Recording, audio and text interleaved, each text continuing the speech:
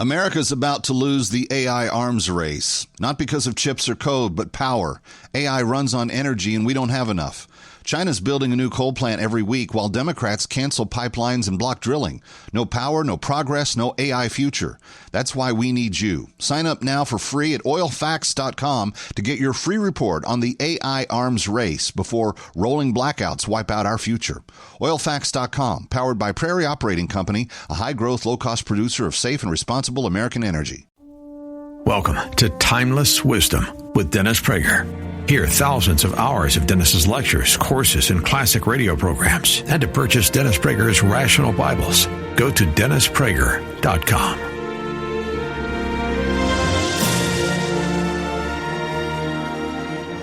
Here, my name is Richard Green. I host a national talk show on Air America called Clout, and I think this, obviously, not as many people know about it as should, but I think this is the highlight event here in Denver. So you're in the right place. And the reason I say that is because what's going to happen between now and November 4th is exactly what we're going to see here, which is a debate about the future of America. And so Jamie McGurk and I, when we were thinking about this, who could we get? Who would be the gold standard for the progressive perspective and the conservative progressive? And I am honored to be on the same network as Thom Hartmann. He was an instant choice. Jamie said, oh my God, if you can get Thom, that'd be fantastic. And so let's give a big hand to Thom Hartmann. Thom has written about 472 books. Screwed, Cracking the Code are the last two ones, seriously 20 books. He's on more than 60 stations across America on the Air America network and is the non-screaming, non-Rush Limbaugh alternative to a conservative talk. Dennis Prager is someone I've known for over 20 years. Love him, greatly respect him, never agree with him. But he almost never. Yeah, he said that's the biggest compliment. But Jamie and I agreed that Dennis Prager was not like Rush Limbaugh, not like Sean Hannity or Bill O'Reilly, that this was, whether we agree or not with him, this was a thoughtful conservative, and that having a thoughtful conservative with great integrity and a thoughtful progressive with great integrity would be the gold standard for everything that's going on both here in Denver and in Minneapolis and in America between now and November 4th. And so it is my great pleasure. And Dennis has written 4 books. He's on over 100 stations. What is it? Happiness is a Serious Problem is his most famous book. Right. Well, we're going to get political now, and thanks so much for joining us. My great pleasure to introduce again Thom Hartmann, Dennis Prager. It's all yours, guys. Yeah, here's the sheet. And this is how we are broadcasting right here with this little device. Well, first of all, I hope this doesn't count toward the 5 minutes. I just want to thank you for the invitation. It is always a big deal when people invite people they don't agree with. So it's completely to your credit for having me. I just want to say that, and I have no reason. I'm not running for office. I don't want your vote. I just truly thank you and think that that's critical. It's something I try to do. I have people that I don't agree with on my show almost every day. And I'm not talking just callers. I mean people I interview. So this is a big deal. One of the things that has troubled me, and now I guess the 5 minutes can begin, one of the things that has troubled me with a lot of folks on the left, and I don't care, use progressive, liberal, left. I'm not wedded to any term. Whatever term you like, I'll use. But just for convenience sake, I'll just say left of center, is a certain demonization of those on the right. Howard Dean put it best. It's a statement he made that I play very often on my show, that in contradistinction to the Republicans, who go to bed, who do not go to bed worried about children hungry at night. We're different. We're different from Republicans. They don't care if children go to bed hungry at night. We do. That's astonishing to me. There isn't a bone in my body that thinks that because you're a liberal, you care less about humans than I do. I don't even understand that mode of thought. Where does that come from? Yet it's so common that the person on the right, most of the time, not every single one, but is usually selfish, cares less about the poor, cares less about the sick, and it's astonishing. It's not my experience, and I've lived in both worlds. I'm a liberal Jew from New York who went to Columbia University. I mean, I have all the liberal credentials, and now, of course, lived in California 30 years, and I don't recognize these people. I don't meet them. I don't know who they are. And yet this is frequently said, and I have to assume that the people who do that because they don't really feel that they have better arguments. It's that they feel that they're better people. But I think that there are good people on the left, good people on the right, bad people on the left, and bad people on the right. I say that all the time. I say it on my show. I never say different things to different audiences. Where do we differ? On everything. It's phenomenal. Just that's why, Richard, when you said he likes me but doesn't agree on just about anything, it's a phenomenon that we could differ on so much. I have not figured out where it emanates from, that two equally decent, equally intelligent people can differ on so many things, and yet maybe God made it that way, that it's just built in that certain people will differ with others so that the world never have absolute, unanimity, because maybe that's not healthy. But in any event, I'll give you a couple. I had 15 examples. You could see why I'm not a liberal on my website, Prager Radio, and you could check that out. But I'll give you a couple right now. The thing that most, and I didn't vote, I never voted Republican until Ronald Reagan. I always voted Democrat. So what got me was the Cold War. What happened was I knew communism was evil. And my biggest concern in life since I'm a child and learned about the Holocaust has been to eradicate evil. I hate people who commit evil, and I hate evil. I do, I admit it. It's passion. I hate torture, murder, mass murder. I hate these people who do it, the communists and Nazis who did it, and they're the biggest perpetrators of it of the 20th century. I want dead. I cheer when Nazis get shot. I cheer when Japanese fascists get shot in movies. I cheer. I'm actually happy when they're killed. I admit it. I am angry about all that evil. Communism was on the moral level of fascism and Nazism, and after Vietnam, the left opted out of the battle against communism, and that's when I left. I am still angry at that. To have only cared when there was a draft. That was the only reason my generation protested the Vietnam War, because there was a draft and they might go. Once far more Cambodians and Vietnamese got slaughtered after communist takeovers, there was not a single demonstration on an American campus. The death of vast numbers of Asians meant nothing to the American left. Nothing.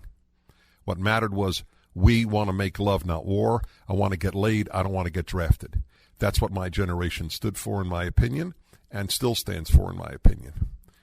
And that was what alienated me, because the battle against evil is the greatest battle humans can engage in. But what troubles the left, in my opinion, is not evil, it's inequality. That's the greatest evil for most people on the left. I don't care about inequality nearly as more as I care about evil.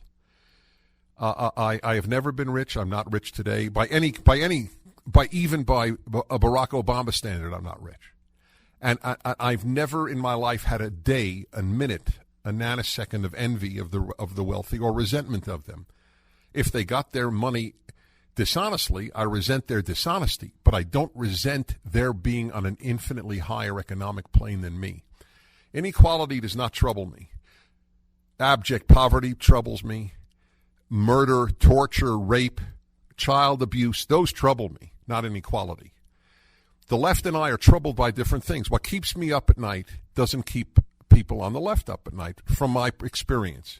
I'm generalizing because, of course, there are exceptions. But in terms of passion, the passion of the left was not anti-communist, it was anti-communist. Number two, there's a battle, one more minute, there is a battle in life.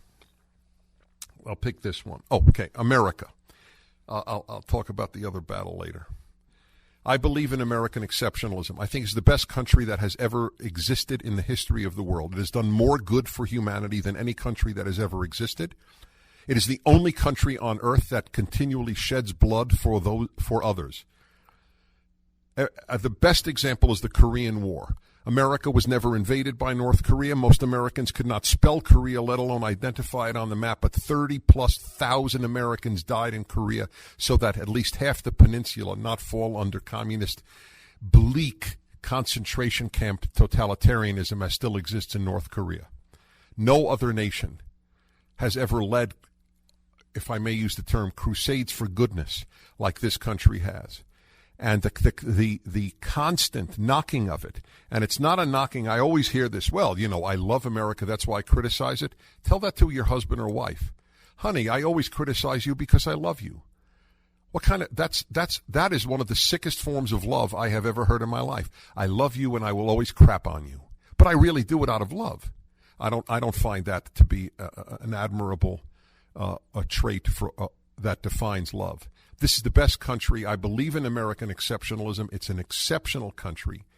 And I am an American citizen first, not a citizen of the world first. The UN has not done nearly as much good for humanity as the United States of America.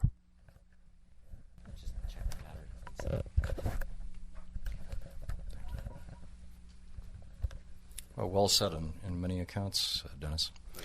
And thank you for joining me here. It's always a pleasure. Yeah, last time we had this conversation, I think, was at Hebrew University in L.A. a year or so ago. I have concerns with some of the rhetoric that, and not just specifically what Dennis was using, but that I hear broadly in public discourse in the United States. For example, the use of the phrase "the left," and I can make, by the way, the same argument on the right, but I'll speak about the left. I would submit to you that the left in America is dead. There is no functional left in the United States. My grandfather, who came to this country, my father's father, came from this country from Norway in 1917, was a socialist. And that was the left. And he hung out with communists. And they really thought that communism was this cool thing. And by the time Joe Stalin came along, people had pretty much figured out that was a bunch of nonsense. And in fact, I had on my program about a year ago the president of the Communist Party of the United States of America, just to show how fringe and mainstream the left is. How many members do you have? Well, I think around 300. It's like this is the entire nation's Communist Party.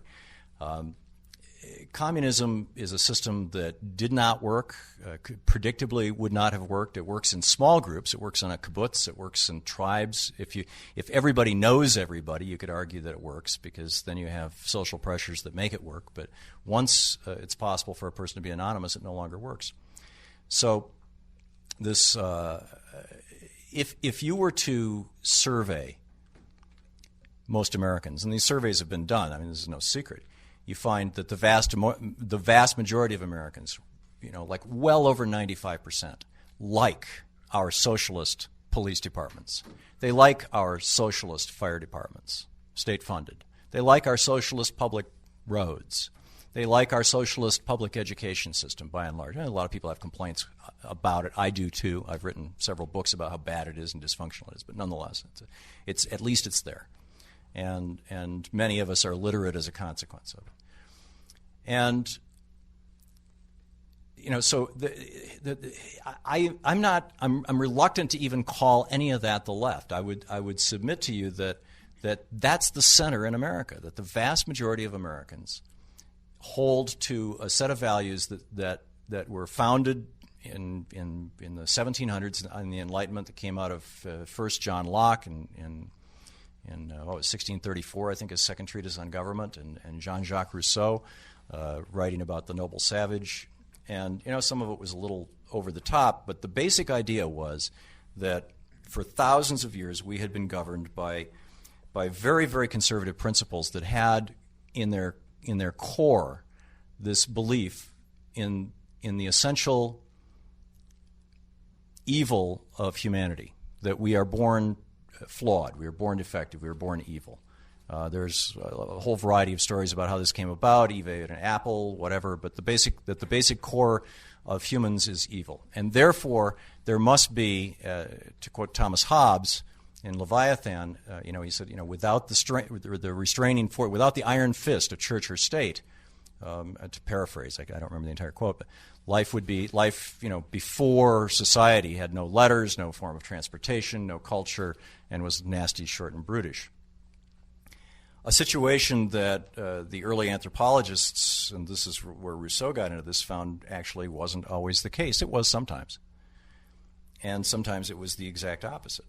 And so the core argument that was put forward by the Enlightenment, and that was followed by people like George Washington, who called himself a liberal and said he hoped ever to see America be more liberal, and Thomas Jefferson and James Madison and many others of the founders, the majority of the founders, was that the essential nature of humans is good, and that evil is an aberration.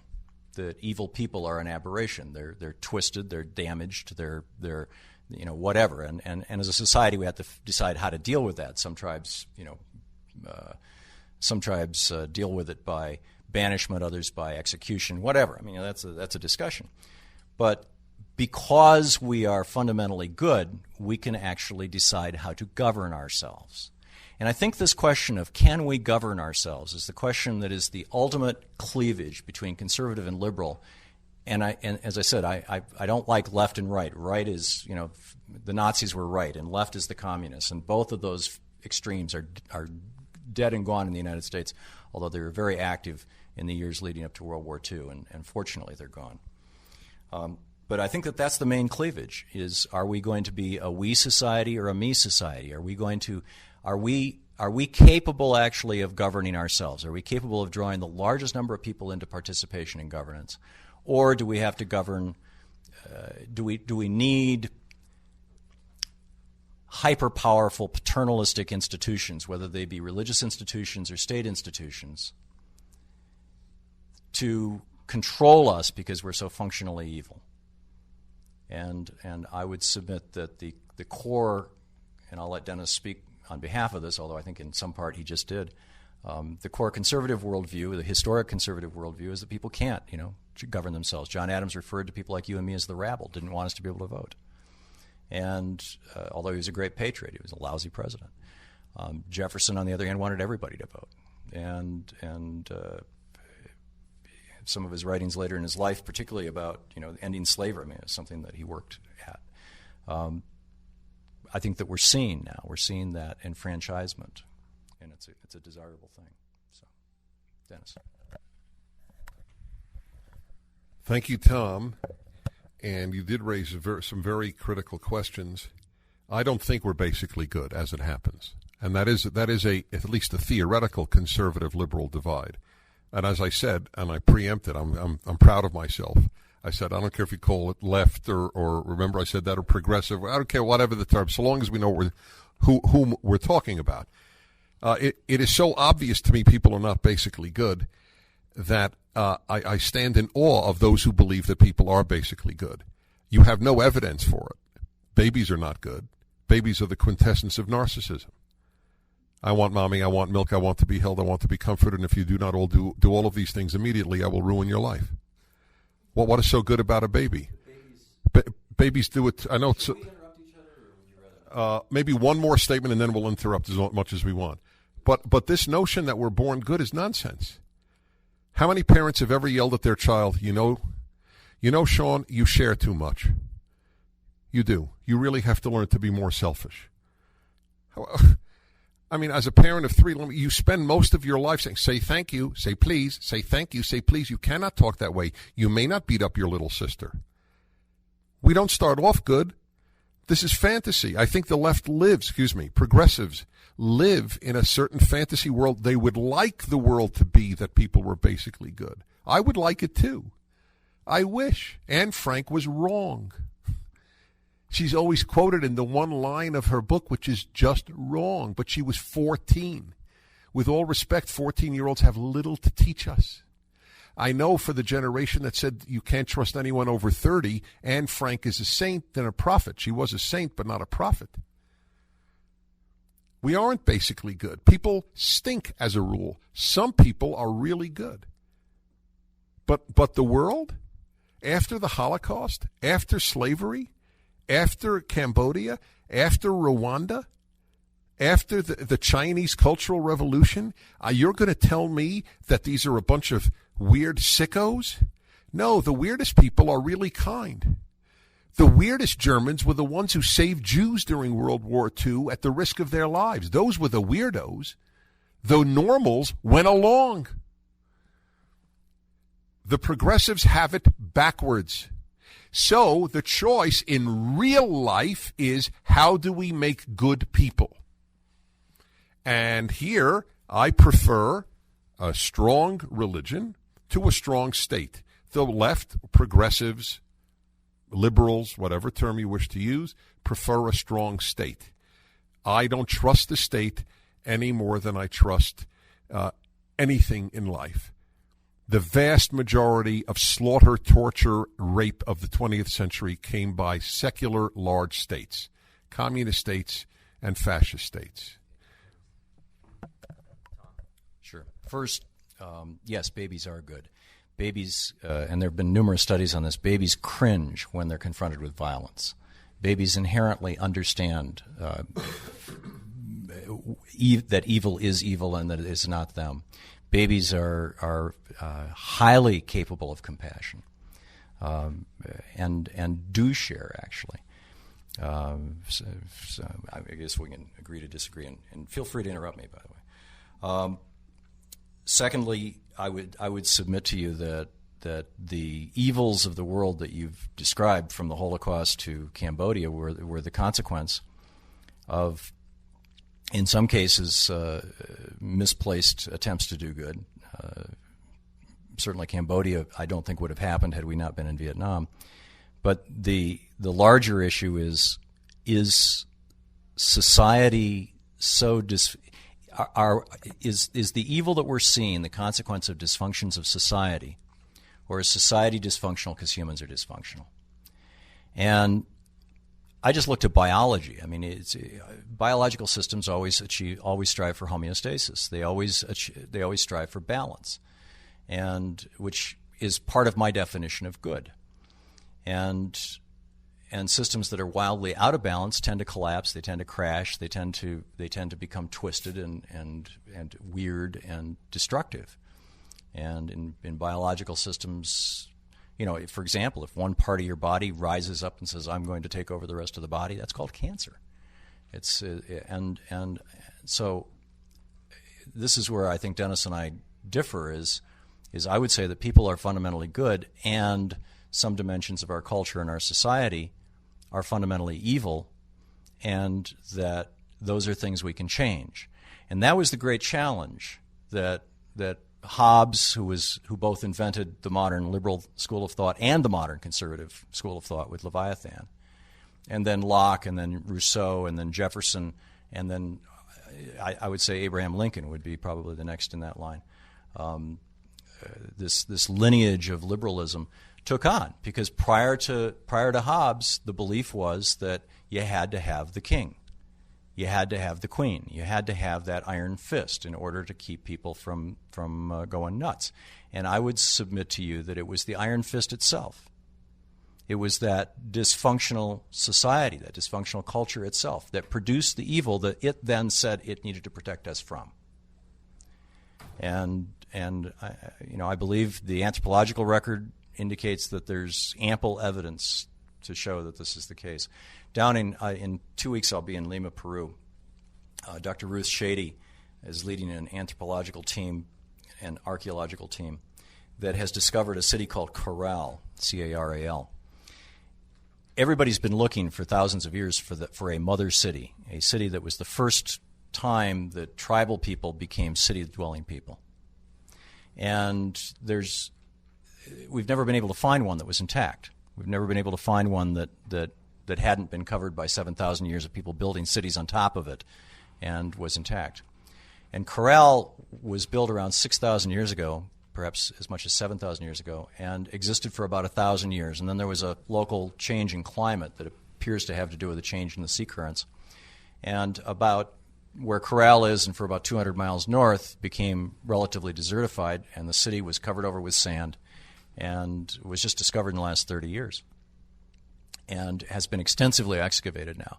And they've found musical instruments, they've found art, they've found baskets, they've found pottery, they've found all the implements of normal life. They have not found a single instrument of war. This is a city that was occupied for 1,000 years. There's an enormous amount of evidence of trade with another community over on the seacoast that was providing them with fish. This community was growing grains, and there was trade, but there was no evidence of warfare at all in this city. And I think that and you look at many groups. The Shoshone are a great example, but many indigenous groups around the world the Shoshone literally did not have a word for war in their vocabulary.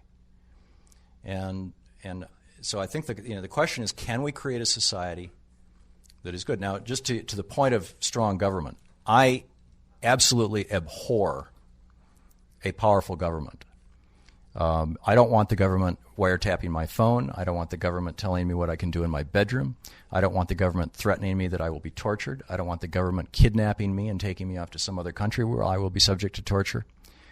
I think that there's a massive qualitative difference between saying we're all in this together, and so we're going to have something like Social Security, which I think you would define as big or strong government.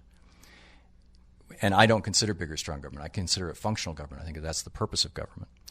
And the authoritarianism that we see creeping into the United States of America right now, that is starting to remind me of Milton Mayer's book, that They Thought They Were Free, that if I'm guessing you're probably familiar with.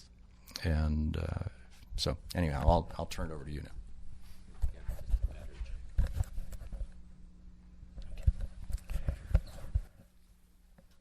Okay.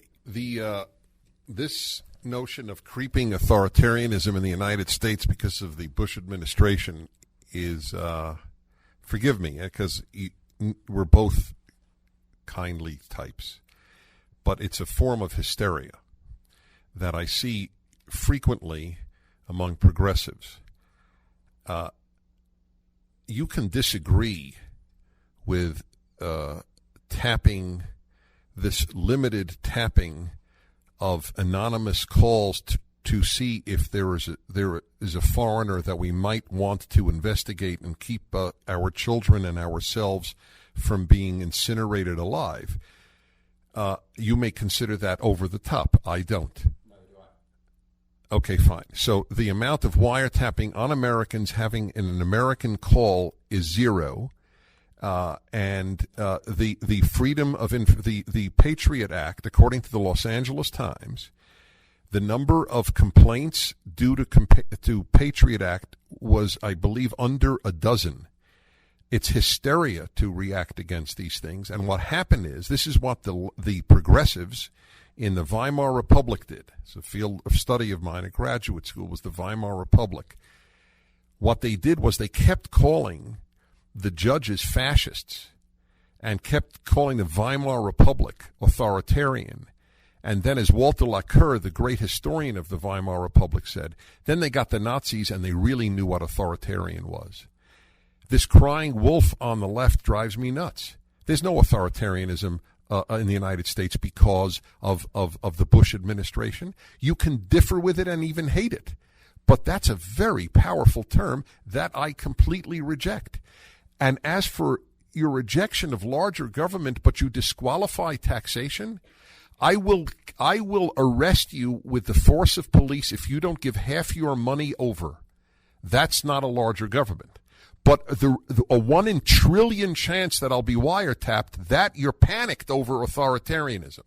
But having the police available to take anyone who doesn't give half his money away under coercion, voted in by many people who give none of their money away, I might add as just a parenthetical note, that you are completely at peace with.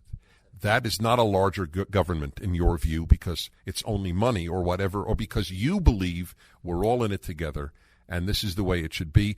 Thom Hartmann and other good people, and you are a good person, believe that Dennis Prager and everybody else should give the following amount of their hard-earned legally earned, honorably earned money away, and we will force them to do it with the force of police. Moreover, they don't give enough now, so we will increase the amount. That, however, you do not consider to be large government. That's remarkable. What is it, small government? It's representative government. If you walk into a 7-Eleven and pick up a chocolate bar and take a bite out of it, and you've got $1 in your pocket, which is the cost of the chocolate bar, at that point, I would submit to you that dollar is no longer your money. This is the squealing that I hear. Sean Hannity is the hero of this. He just goes on and on. It's your money. It's your money. What do they want to do with your money? Well, I'm sorry. If we collectively, in a democracy, in a constitutionally limited representative democratic republic, if we collectively decided that we as a nation are going to spend $1 trillion on a war in Iraq, or that we as a nation are going to provide ourselves with health insurance or Social Security, or that we as a nation want to have a national highway system or whatever, the minute that if we actually believe in democracy, the minute that we consume any of that, or actually just simply by staying here, we're saying, yes, I agree, I'm going along with this, and it's no longer my money. The fact of the matter is that what we've seen over the last 30 years since Reaganomics is not only are we not spending our money collectively, or however you want to define it, we're spending our children's money instead, and we're calling that ethical. We're calling that good. This was the strategy that Grover Norquist came out. David Stockman wrote a book about this, how dysfunctional this was. That because the conservatives in the Reagan administration believed that Social Security and programs like it were socialist and were wrong, and they knew that the majority of Americans liked them, the only way that they could get rid of those programs was to essentially bankrupt the country. It was called starving the beast, was the name of the strategy. So you run the country into bankruptcy, you run up now it's $10 trillion debt, and at some point everybody looks around and goes, holy cow, we are broke. We can't do this any longer. So, there's a political strategy associated which is very much the ends justify the means, and which I think is fundamentally dishonest, and not, and I don't apply that to you, Dennis, but I'm just going back to Stockman and Reagan. But the bottom line is, if we are going to collectively live in a society that works, then we are going to have to put some of our labor, some of the efforts of our labor, which is the medium of exchange of our labor in this country is money. We're going to have to put some of that money in to pay for it. If we're going to agree that we want these things, we're going to have to pay for them. And if we're collectively going to have to pay for them, we're going to have a society that works, then there has to be some mechanism to enforce that. So, I know the libertarian phrase of, men with guns are going to show up at your house. It sounds really kind of cool, but and there's actually an element of truth to it. In fact, there's a very large element of truth to it. And that's how we decided to organize our society from the very first day, literally from the very first day. This government was collecting taxes from day one because we believed this country was founded on the liberal Enlightenment ideas that we can work, we can create a better world. The word happiness appears in the Declaration of Independence. The first time it ever appeared, the anti-subject of your book apparently, the first time it ever appeared in the founding document of any country in the history of the world, the belief that it's possible to create a society that works, a society that actually elevates and ennobles people over time. And I believe in American exceptionalism too, and I would say that we have done that. We have been the major force for good in the world for the last 230 years, precisely because of that, precisely because of those liberal values on which this country was founded. Well, it wasn't from day one. There was no income tax till the 20th century. That's right. I'm talking. Of course, there were taxes. I mean, the fire departments had to be paid for. We all recognized it. But there was private education throughout American history. Public education is a relatively later invention, and people were far better educated. The typical Civil War, read Civil War soldiers' letters.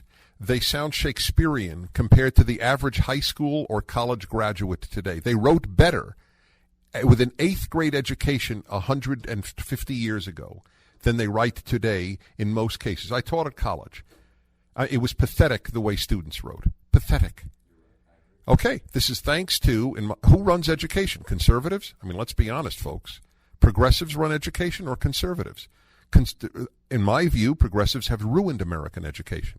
College education is they took away required courses so you can actually graduate. And I've tested college kids. Tell me who Joseph Stalin is. 1 out of 100 can identify Stalin.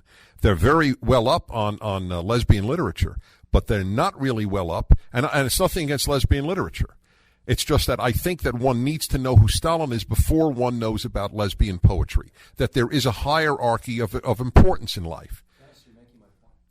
I'm making your point by telling you how progressives have killed education? No. You're my man. Then you're my man.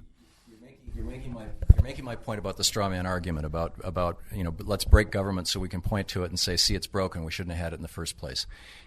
I've been involved in education for many years. I've written seven books on it. I'm the founder of a school for kids with attention deficit disorder in New Hampshire called the Hunter School, hunterschool.org. I've been on its board for 26 years. I can tell you that education in the United States has been in a downward spiral since Reagan. It's a spiral that arguably began before Reagan. It began in the 70s, but it's been in a downward spiral. And I would suggest to you that Reagan put Bill Bennett in as head of his education department because Bill Bennett said that his goal was to destroy the education department. Now, when you put a guy in charge of the education department who goes on TV and brags about the fact that his goal is to destroy public education, and then 30 years later you look back and say, gee, public education's pretty screwed up, I'd say there's cause and effect. That's mind-blowing. We did well before we ever had a Department of Education. It is a useless bureaucracy.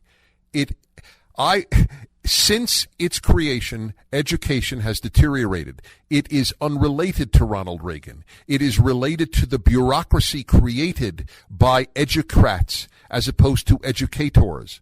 I must say, I do this for a living as you do. I've never heard Reagan, I've heard him blamed for many things, not for the collapse of American education. That's a first. Yes, his goal was to save education from those who built the Department of Education. The Department of Education has done as little for education as the UN did for Rwandans. I will agree with you that there are many ills with the Department of Education. I'm not a big fan of the Department of Education. Why do we need one? Broadly speaking, why we need something like the Department of Education is because a child born in Appalachia should not be denied a good education because of an accident of geography and birth, whereas a child born on the Upper West Side of Manhattan shouldn't necessarily, I started to say shouldn't get a much better education, but relative to the child in Appalachia, simply because of an accident of his birth. I believe that education is part of the commons. This is one of the other core liberal founding values of this country was the commons. That there are these things collectively that we share that have to do with three things: life, liberty, and the pursuit of happiness. And that the purpose of government, the reason governments are instituted among men, to quote the Declaration, is to advance life, liberty, and the pursuit of happiness. Well, what are those things? It has to do with our air. It has to do with our forests. It has to do with our water. I believe it has to do with our power. More than half of American companies that provide electricity are owned by the communities, are owned by their own communities. And you look at the record, they consistently deliver better electricity at lower prices than the privately owned utilities do. Why? Well, it's really simple. They don't have to skim 10% off the top as dividends to their stockholders. They're not paying their CEOs multi-million-dollar salaries, et cetera, et cetera. And I believe that we see the same thing in education. The school that I'm the chairman of is a not-for-profit corporation. I believe that education should be an entirely not-for-profit business, as it were. I'm personally not opposed to not-for-profit schools competing with public schools. I can tell you a lot of the ills of public schools. I wrote a whole book about how Horace Mann basically set out using compulsory public education in Boston to try to break the back of the Catholic majority in Boston that the Protestant minority felt oppressed by or was afraid of, frankly. I can tell you all the ills of public education, but the bottom line is I think education, just like I think health care, is part of our commons, and we should collectively say, okay, we have all decided this is a candy bar we're going to take a bite out of, And all of our kids, by the time they graduate from high school, have taken a bite out of that candy bar. Therefore, that money in our pocket is not my money. And if somebody says, hey, you can't have some of that, you can't take that money, you're stealing from me, you're going to threaten me with guns, that's called being a freeloader. So here's the progressive way of doing it. You're a freeloader if we build more things and tell you you need it, and therefore you have to pay for it. So to use your, if we all agree, right. So what if we, all right, so here's, right, but it's a republic, not a democracy. So let me ask you a question. If the democracy voted that the tax level should be 96%, you would have no issue with that. Is that correct? Because the people voted it. 51-49 vote in the country, that's democracy, and the 51% pay approximately 3% of the federal income tax, and the other people pay 97%, but it doesn't matter. They should still pay more because the people who don't pay their income tax should decide how much those who pay should. This to you is equitable and fair, and building more institutions and then yelling at people, it's a straw man? Straw man? Well, I'm just asking, at what percentage would you say it's extortion? I would submit that that's a straw man argument, because the fact of the matter is, there is an element of democracy to our republic, because it's a representative democracy. We elect representatives who behave on our behalf, and we throw them out when they don't, ideally. But here, there's a couple of things about taxes that I think people fundamentally misunderstand. I did my show from Denmark last month. In Denmark, if you're middle class, you pay 53% income tax. That's the average. And the minimum wage is $17 an hour. And what they found was that and what we found in the United States, by the way, because we had a top marginal tax rate. If you earned more than $3.2 million in today's dollars, you started paying 91% income taxes, starting in around 1917, actually, was when it started getting jacked up. With World War I. It went down for a while during the 20s, and then it went back up again in the 30s and stayed there until John Kennedy dropped it to 71%, and then Reagan took it down to the 20s. But think about it for a minute. In the workplace, in the marketplace of work, in the marketplace of labor, if I'm hiring somebody and I know that they're willing to do that job for $30,000 a year, there's a job that's worth, and there's a whole bunch of people who will do it for $30,000 a year. It's hard to find anybody who will do it for less than that. Obviously people would do it for more, but that's the floor for that job. Take home pay, $30,000 in their pocket, and they're paying, let's say, 10% taxes. So I'm paying them $33,000 a year. Now, what happens if the taxes go to 80%? Well, let's say 50%. What happens if taxes go to 50%? Now that $33,000, half of it's being taxed, their take-home pay is $17,000, $18,000. They're not going to work for that anymore. So I'm going to have to raise the pay to them to the point where they still walk home at the end of the day with $30,000. For wage earners, taxes don't matter. Because, and you can see this in every country across the world where there have been very high taxes, very low taxes, and there have been changes. And you look at these trends over multiple decades, including the United States, and you absolutely see this. For people who are living on present income, when taxes go up, wages go up. When taxes go down, wages go down. We saw massive tax cuts in the 80s. We've seen right now the average working person in the United States is making less than they were in 1973 in inflation-adjusted dollars. On the other hand, for people who live beyond the means of their demands, in other words, for people who are what I suppose some would define as the rich, people who have large, are taking large portions of this money and investing it or saving it, as taxes go down, their income goes up dramatically, and as taxes go up, their income goes down. So there's this regulating, stabilizing effect. We've got like 8 minutes because you've got to leave. Let me just check this for a second. How would you like to divide the 8 minutes? Maybe summary statements and some free-for-all, but...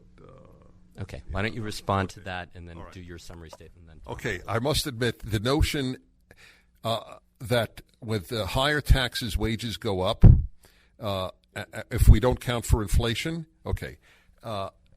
This is a motto that I have lived by and have never found violated. Whenever I hear about studies, like you told me about babies being good, and that there were studies that show it, it reinforces a belief I have that when studies either reinforce the what is intuitive or they're a phony study. I think they're phony studies. Babies are not good. Babies are utterly narcissistic. Every parent knows that. The studies are baloney. A lot of studies are baloney. The notion, it's so counterintuitive that we would have to spend the day here for this to be dissected. Taxes go up, therefore wages go up, and we're not talking inflation, obviously. Therefore, it would seem to me that employers would love it because with higher taxes they have more money to pay their workers. This is awesome. Who pays these workers? I assume that it is private individuals. No, it's private corporations. Yes, private corporations. Yes. Right. They are, because they don't want to be stuck with what the United Auto Workers has stuck on them for medical care. That's why. That's correct. That is exactly right. But no, I'm not making your point whatsoever. Yours was a non sequitur. The reason that GM doesn't want to raise our taxes. GM wants to get rid of the burden of taking care of the medical care of its workers. By raising our taxes. No, they don't care how it's done.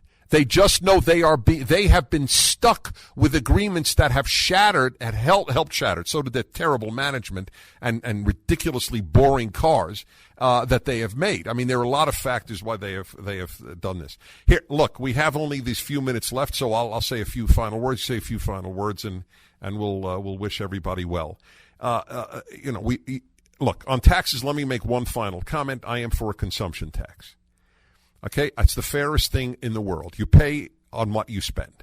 I think liberals and conservatives could unite on that. There are just as many on both sides who were against it, and there are just as many on both sides who were for it. You would immediately abolish the underground economy in this country.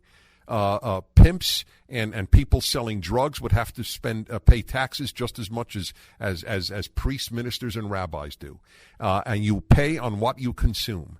And you have a safety net for the poor so that they don't pay for their bread and their butter. Obviously, that is clear. That's built into what's called the fair tax.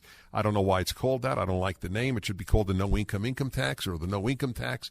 But in any event, that would be the solution. Then we wouldn't have to worry about taking money away from people who work hard. I mean, people who work hard should be rewarded, not penalized. But having said that, let me give one final example. I told you about good and evil and my estrangement from the progressive world on that big issue. And I include Saddam Hussein. Saddam Hussein was a mini Hitler. And I use that word very, very carefully because I'm very sensitive to the Holocaust and what really is, in some ways, its uniqueness. I understand opposing the war. I respect people who oppose the war. I said it on my radio. I say it to this day. I'm saying it to you. However, once this monster is removed, I just don't see why people don't think that goodness has increased on earth. The amount of cruelty on earth, if it could be measured in units, has been in fact reduced with the removal of Saddam Hussein. And it will be reduced further as Iraq stabilizes. To see this as some sort of monstrous thing, to remove a monster, is to me a little backwards. And finally, I want to give one little case example, and that is the issue of bilingual education. Perfect. It's perfect. All I need is 1 minute. Here was an example of where, see, when liberals, progressives get an idea, they enforce it. And I think that for many people on your side, meaning well is far more important than actually doing well. And bilingual education is a perfect example. We don't want kids to suffer by having to learn English, immersed in English, kids from Guatemala, Mexico, Vietnam, wherever it is. So we will give them half the day in their language and half the day in English. What you ended up is with kids who didn't speak either language well. I thank God my parents did not live in the age of bilingual education. My parents came from homes that did not speak English. They spoke Yiddish. I would not be an American talk show host today if my father were raised in a bilingual education Thank God he was immersed in English and I have no accent. You ruin kids with bilingual education, but it doesn't matter. Studies say that it's good for kids, and compassion. And if you say studies and compassion, liberals fall over. It's two members of the Holy Trinity. But it doesn't work. Immersion works. Israel has more immigrants per capita than any country on earth. They have never had bilingual education. They only have immersion. And yet liberals continue to believe in bilingual education, not because it works, but because it's compassionate. And that's not good. What works is what is compassionate. Well, speaking as someone whose first language was Yiddish, and it was, and really, yeah, vielleicht wir müssen nur,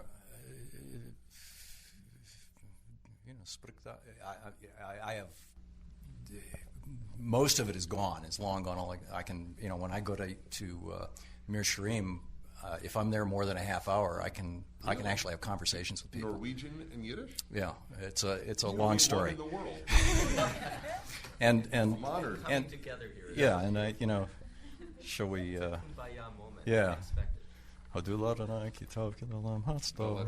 Yeah, I know it is. So let's wrap to fill in here and anyway. I also, though I don't want to get into it. But my point, I agree with you.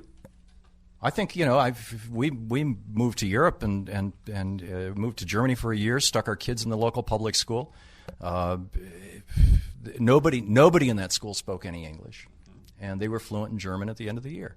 Hal and Shelley Cohen and Louise and I helped start Hal and Shelley did the majority of the work, started Or Shalom, which is now the largest child caring facility in Israel, and moved there with their kids. Their kids are all fluent in Hebrew, just like that. I mean, yeah, it works. It absolutely works. And I'm an opponent of bilingual education as well, because. And again, I think that this is a straw man argument. On the other hand, I'm also an opponent of language xenophobic education. In many countries in the world, by the time you graduate from even middle school, you're speaking 2 or 3 languages. And I think that's a good thing, because languages inform us about culture. If you want to learn about another culture, learn their language. And so, anyway, my final point is, and this is the one that I think that, and I know this will make you crazy, Dennis, that there was a defining moment in Michael Moore's movie Sicko, where he turned to the camera and he said, ultimately we're going to have to ask ourselves as Americans, are we a me society or a we society? And I think that's the ultimate question. That's the big cleavage. And I refer to libertarians as Republicans who want to smoke dope and get laid. I think that there's a large movement on that side to basically reinvent America as a me society. And obviously communism and socialism attempts to reinvent America as a we society that are dysfunctional. I think that there's a middle ground, and I think frankly that middle ground is where most of the Democratic Party and some of the Republican Party is at. It's an American middle ground. And I think we would be well served by acknowledging it and perhaps even recalibrating some of our language on both sides. So I want to thank Thom Hartmann, Dennis Prager. This has been Timeless Wisdom with Dennis Prager. Visit DennisPrager.com for thousands of hours of Dennis's lectures, courses, and classic radio programs, and to purchase Dennis Prager's Rational Bibles.